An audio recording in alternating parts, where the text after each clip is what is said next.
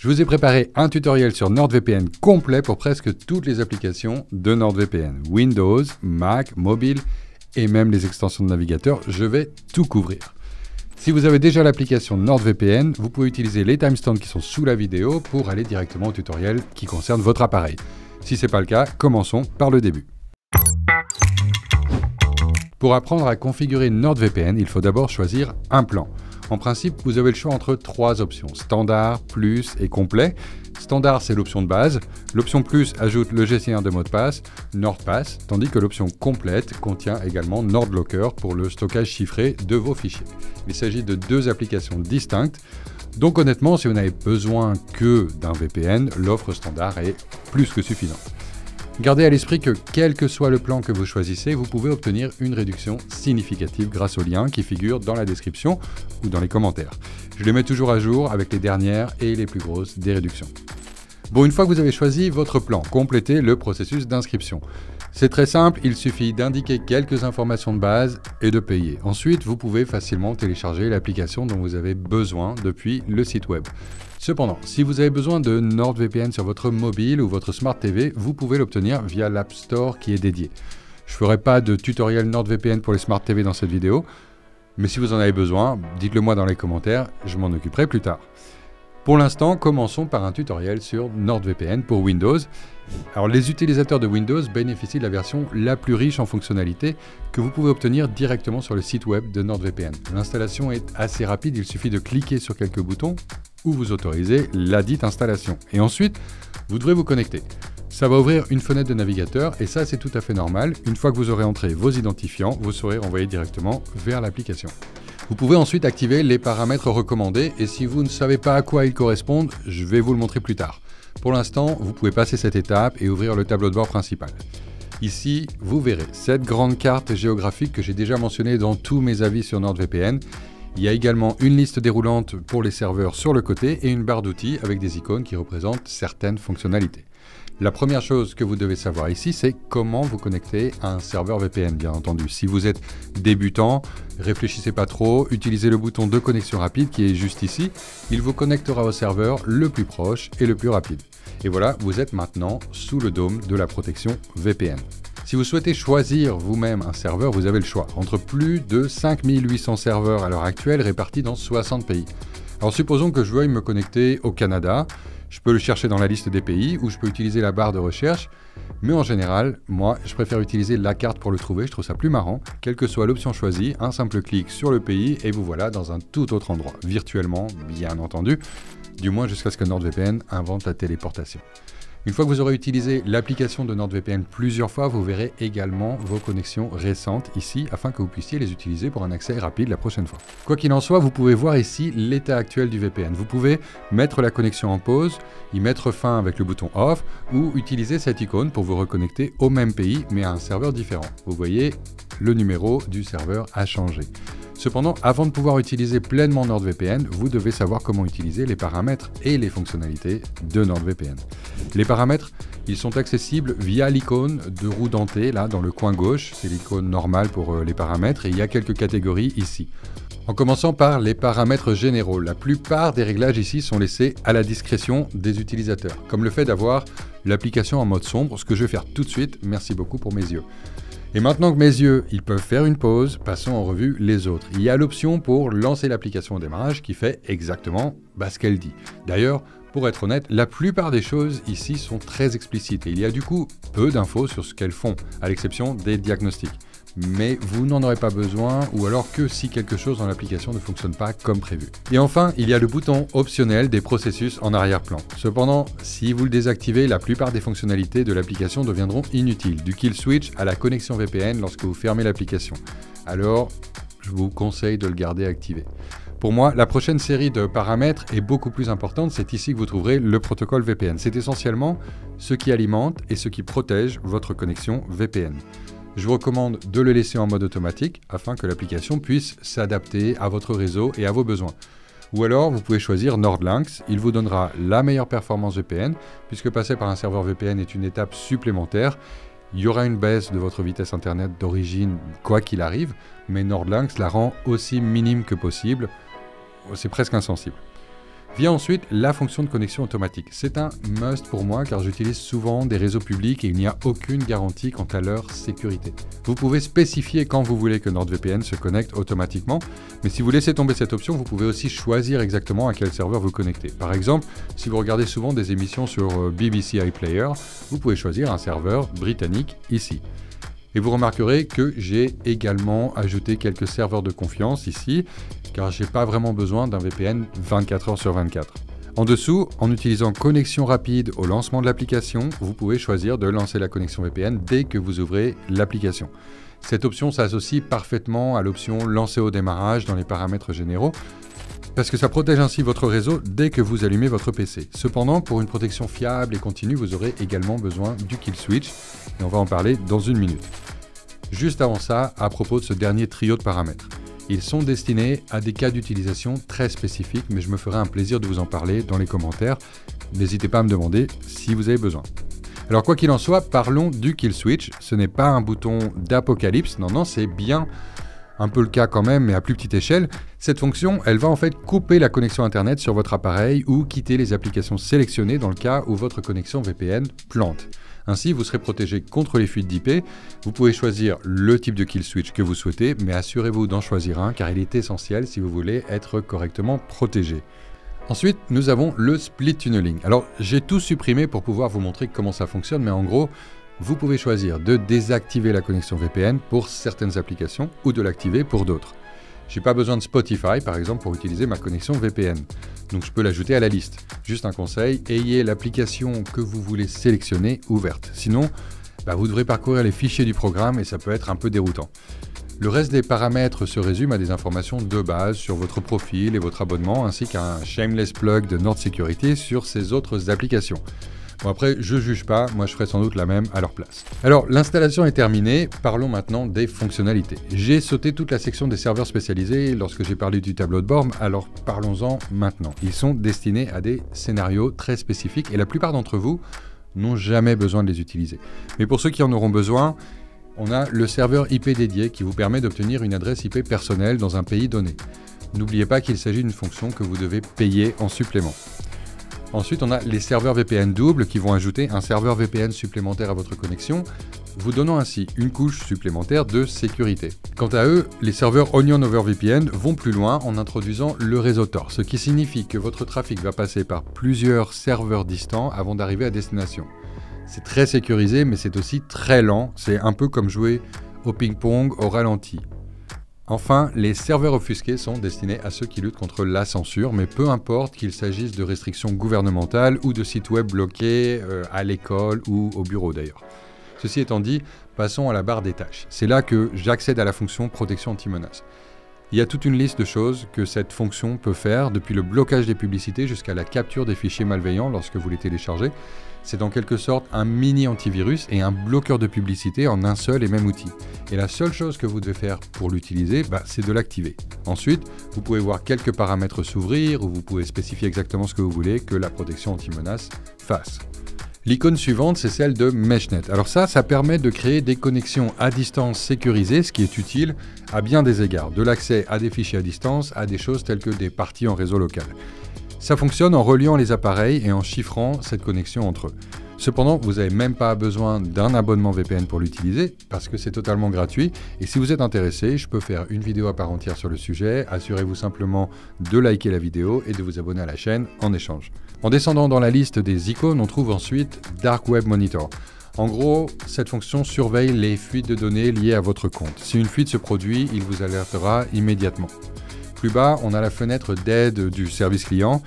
Il n'y a pas grand chose à expliquer ici, si ce n'est que, vous pouvez littéralement les contacter à n'importe quelle heure du jour ou de la nuit. Ils répondent très rapidement en français et ils résolvent le problème au lieu de vous demander si vous avez essayé de fermer et de relancer l'appli. Veuillez simplement à bien décrire votre problème en détail. Enfin, cette dernière icône, c'est pour le Security Score, qui est comme une liste de contrôle pour votre configuration de NordVPN. On a déjà passé en revue chacun de ces paramètres, ce qui résume à peu près le tutoriel NordVPN pour Windows. Alors oui, il y a beaucoup de choses ici, mais tant que vous connaissez les bases, tout ira bien. Ok, alors parlons maintenant de l'extension de navigateur de NordVPN. Elle est très utile si vous ne voulez pas installer l'application principale. Gardez à l'esprit simplement qu'il ne s'agit pas exactement d'un VPN, mais plutôt d'un proxy. Elle ne chiffre le trafic qu'au niveau du navigateur et elle utilise un type de chiffrement différent de celui de l'application principale. Elle n'offre qu'une protection donc très basique. C'est pourquoi je recommande surtout cette extension VPN pour des choses comme le streaming qui ne nécessite pas vraiment un gros niveau de sécurité. Pour l'instant, vous pouvez obtenir une extension pour Chrome, pour Firefox et Microsoft Edge, ainsi que pour d'autres navigateurs basés sur Chromium comme Brave. Pour l'obtenir, il suffit de rechercher extension dans votre navigateur et d'aller dans le store d'extension qui est dédié. Et ici, vous tapez NordVPN, ça devrait ressembler à ça. Et je vais vous montrer le tutoriel complet pour l'extension de NordVPN sur Chrome, mais elle fonctionne toutes de la même manière. Donc une fois que vous aurez obtenu l'extension, elle s'affichera dans une liste sous cette icône en forme de puzzle, et je vous recommande de l'épingler pour un accès rapide afin que vous puissiez toujours la voir ici. Vous devrez vous connecter, puis vous pourrez utiliser pleinement l'extension. Pour se connecter à un serveur VPN, il suffit d'utiliser ce bouton de connexion rapide qui choisira automatiquement le meilleur serveur pour vous. Alternativement, comme dans l'application principale, il y a une liste déroulante de pays avec une barre de recherche. Cette dernière option est généralement plus pratique car la liste des pays est assez longue. Et là, on va chercher le Japon cette fois-ci. La connexion démarrera dès que vous aurez cliqué dessus et ici, en haut, vous verrez votre nouvelle adresse IP et votre numéro de serveur. Vous pouvez choisir de mettre la connexion en pause, de vous déconnecter complètement ou d'utiliser le bouton de reconnexion pour vous connecter au même pays mais à un autre serveur. Contrairement à l'application principale, vous ne verrez pas beaucoup de fonctions ici. Celles auxquelles vous pouvez accéder se trouvent toutes dans les paramètres et on va les passer en revue. Alors les paramètres généraux sont, généraux. Vous pouvez modifier l'apparence de l'extension, la langue ou vous déconnecter. Dans les paramètres de connexion, une option permet d'activer la connexion automatique. Alors cette option, elle vous permet de vous connecter automatiquement à un serveur dès que vous lancez le navigateur, c'est logique. Ensuite, grâce au split tunneling, vous pouvez choisir les sites web qui n'ont pas besoin d'une connexion VPN. Il suffit d'ajouter le nom de leur domaine ici. Il y a aussi un kill switch qui fonctionne de la même manière que celui de l'application principale. Cependant, au lieu de couper votre connexion Internet sur l'appareil, il bloque simplement l'accès du navigateur à Internet lorsque vous n'êtes pas connecté à un VPN. Alors si on passe ensuite aux paramètres de sécurité et de confidentialité, la principale chose à noter ici, c'est la protection anti-menace Lite. Alors ça, il s'agit d'une version plus minimale de la protection anti-menace de l'application principale. Elle ne pourra pas analyser les fichiers téléchargés à la recherche de logiciels malveillants, mais elle bloquera efficacement les publicités et les trackers et elle vous empêchera d'accéder à des sites web malveillants. Enfin, l'interface de l'extension comporte 2 onglets supplémentaires, mais ils sont très simples. Le premier concerne les notifications qui vous tiendront au courant des mises à jour et des nouvelles, tandis que le second permet de contacter le service client. Vous pouvez signaler un bug ici, lire des articles dans le centre d'aide ou entrer directement dans le chat en direct avec le service client de NordVPN. Ok, allez, c'est l'heure du tutoriel maintenant pour NordVPN sur Mac. Tout d'abord, gardez à l'esprit qu'il existe 2 versions différentes de l'application. L'une se trouve sur l'App Store et l'autre sur le site web de NordVPN. Si vous ne retenez qu'une chose de ce tutoriel sur NordVPN, c'est de télécharger la version du site web. Elle est beaucoup plus polyvalente, principalement parce qu'elle contient la fonction complète de la protection anti-menace. Celle de l'App Store, elle ne vous permet d'avoir que la version Lite. Alors la procédure d'installation, elle prend 1 minute ou 2, mais elle est standard. Il suffit de quelques boutons d'accord et donner son autorisation pour l'installer et ensuite vous pouvez vous connecter. Une fenêtre de navigateur va s'ouvrir, mais une fois que vous aurez saisi vos coordonnées, vous allez être dirigé vers l'application. Ici, vous serez accueilli par cette carte géographique qui vous permettra de choisir votre emplacement ainsi que par une liste de serveurs. Et à l'extrême gauche, il y a aussi cette barre d'outils pour accéder à certaines fonctionnalités.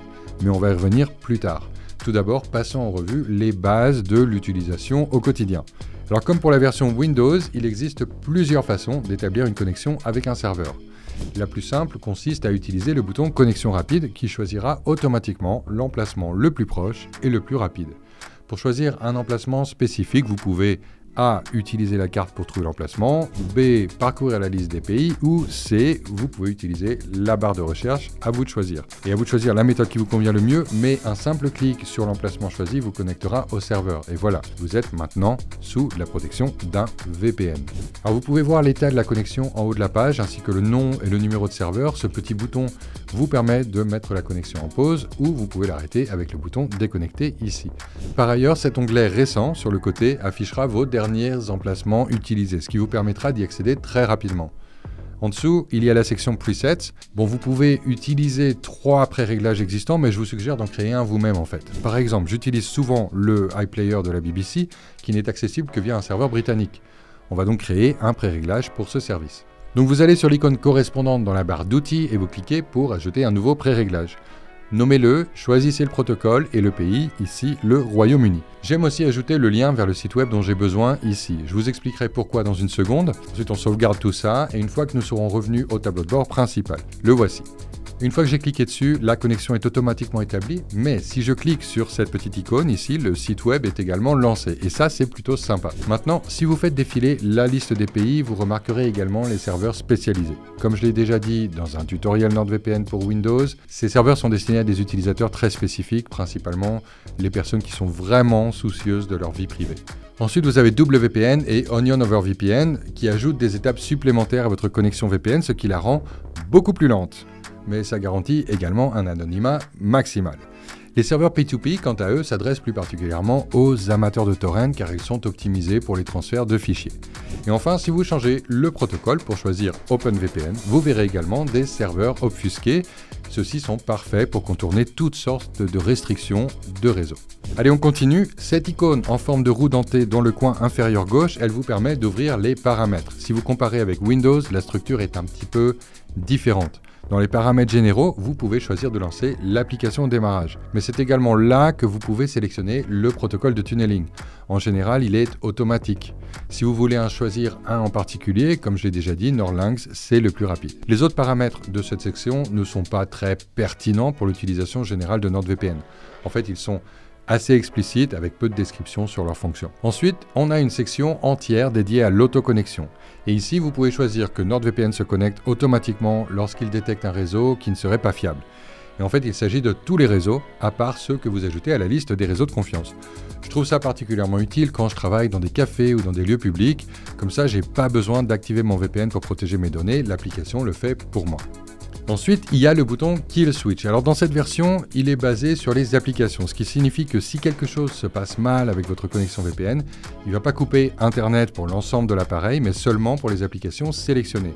Je recommande particulièrement d'utiliser cette fonction si vous faites du torrent et d'ajouter vos clients de torrent à la liste. Vous éviterez ainsi les fuites d'IP. Dans les paramètres, il y a également une option pour ajouter des DNS personnalisés, bien qu'il s'agisse d'une fonctionnalité très spécifique pour les utilisateurs avancés. En dessous, vous pouvez changer l'apparence de l'application, obtenir un lien pour parrainer un ami, consulter d'autres applications NordVPN ou voir les détails de votre compte. Encore une fois, il s'agit de choses assez basiques, simples à comprendre. Moi, je suis plus intéressé par les fonctionnalités, alors parlons-en. Tout d'abord, la protection anti-menace. Vous voyez cette icône ici, si vous avez la version de l'App Store, vous ne l'avez pas. Mais si vous avez téléchargé NordVPN depuis le site web, vous avez accès à une fonctionnalité qui est assez géniale. Elle bloque les publicités, les sites web malveillants et scanne les fichiers à la recherche de logiciels malveillants. Il vous suffit de l'activer et de suivre les instructions pour donner des autorisations à NordVPN dans les paramètres Mac. Et vous avez MeshNet, c'est une autre fonctionnalité que vous rencontrerez en apprenant à utiliser NordVPN. Cependant, seuls quelques-uns d'entre vous vont l'utiliser. MeshNet, ça crée des connexions à distance sécurisées entre des appareils, ce qui est idéal pour partager des fichiers, pour créer des soirées LAN à distance, etc. L'installation est assez facile car il y a des guides à chaque étape, donc je ne vais pas non plus m'y attarder. Enfin, cette icône de graphique montre les statistiques du VPN plus en détail, tandis que cette icône de point d'interrogation vous aidera à contacter le service client ou à parcourir la base de connaissances si vous avez des problèmes avec ce VPN. Le service client de Nord est d'ailleurs très rapide à répondre. Nous avons donc couvert les applications PC, mais comment NordVPN fonctionne-t-il sur mobile ? Les applications Android et iOS sont très similaires, donc je ne vous montrerai qu'un tutoriel NordVPN mobile sur Android car il a un peu plus de fonctionnalités. Vous pouvez télécharger les applications à partir des App Store dédiés sur votre téléphone, ce qui va rendre l'installation très rapide. Vous pouvez ensuite vous connecter et utiliser l'application immédiatement. Dans cette zone principale, vous verrez le bouton de connexion rapide. Ce bouton vous connectera automatiquement au serveur le plus proche et le plus rapide. Pour choisir un lieu spécifique, vous pouvez utiliser la carte interactive en haut de la page ou faire défiler la liste des emplacements vers le bas. Cette liste étant assez longue, vous pouvez utiliser le bouton de recherche pour trouver rapidement ce dont vous avez besoin. Une fois que vous êtes connecté, vous remarquerez une ligne verte en haut ainsi que des boutons pour interrompre ou terminer la connexion. Pendant ce temps, l'icône de flèche tournante qui est là vous reconnectera au même pays mais à un autre serveur. D'ailleurs, si vous allez dans la section Profil, vous pouvez voir plus de statistiques sur les connexions VPN. C'est là que se trouve également la section des paramètres. Alors comparé aux applications Windows ou Mac, elle est beaucoup plus simpliste. Tous les paramètres sont dans une seule zone. Ici, vous pouvez modifier le protocole de tunneling. Je recommande de le laisser sur automatique ou de choisir NordLynx pour obtenir les meilleures vitesses VPN. Les utilisateurs d'Android vont remarquer également l'option Split Tunneling que les appareils Apple n'ont malheureusement pas. Cela vous permet de sélectionner des applications qui peuvent contourner la connexion VPN. Par exemple, vous n'avez pas besoin d'un VPN pour vous faire livrer votre pizza. La prochaine étape, c'est le DNS personnalisé pour les utilisateurs pro de VPN qui veulent prendre en main leur sécurité.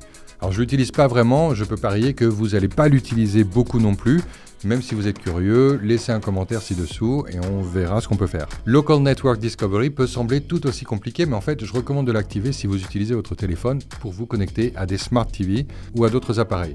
Pendant ce temps, ce bouton de protection anti-menace, il vous protégera des publicités intrusives et des sites web malveillants lorsque vous naviguez avec le VPN activé. C'est un peu la version light de la protection anti-menace que vous pouvez obtenir sur les applications PC de NordVPN, puisque celle-ci ne bloque pas les trackers et ne recherche pas les logiciels malveillants, mais elle est toujours utile comme bloqueur de publicité. Et les autres paramètres sont assez explicites, à l'exception du bouton Kill Switch, cet outil qui bloquera le trafic non chiffré, vous protégeant ainsi des fuites d'IP. Je vous conseille donc de le garder activé, il est essentiel pour une protection adéquate.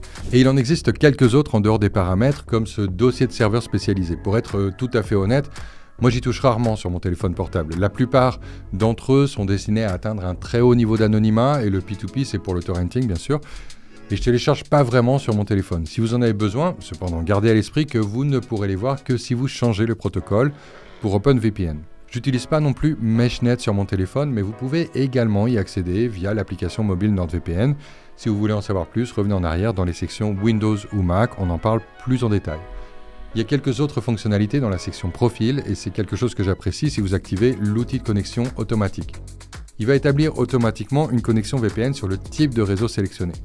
De plus, vous pouvez choisir exactement l'emplacement que vous souhaitez utiliser. La surveillance du Dark Web, c'est une autre fonction qui surveille les fuites de données, tandis que le score de sécurité, qui est juste à côté, c'est comme une liste de contrôle pour la configuration de l'application mobile NordVPN. Plus vous avez bien configuré l'application, mieux vous êtes noté. Et enfin, je voudrais également mentionner une fonctionnalité exclusive à l'iPhone, les raccourcis Siri. Donc grâce à elle, vous pourrez vous connecter à un serveur NordVPN simplement en demandant à Siri. C'est plutôt utile. Bon, et vous savez ce qui est également très utile ? C'est vous, si vous cliquez sur le petit bouton rouge pour vous abonner à la chaîne et en mettant un like sur cette vidéo. Là, on fait un tutoriel NordVPN géant, mais il ne peut atteindre les personnes qui en ont besoin que si vous nous aidez. Alors, je vous dis merci d'avance. Bon, j'espère que maintenant, vous savez exactement comment utiliser NordVPN et toutes ses fonctionnalités. Si quelque chose n'est toujours pas clair, n'hésitez pas à me le dire dans les commentaires.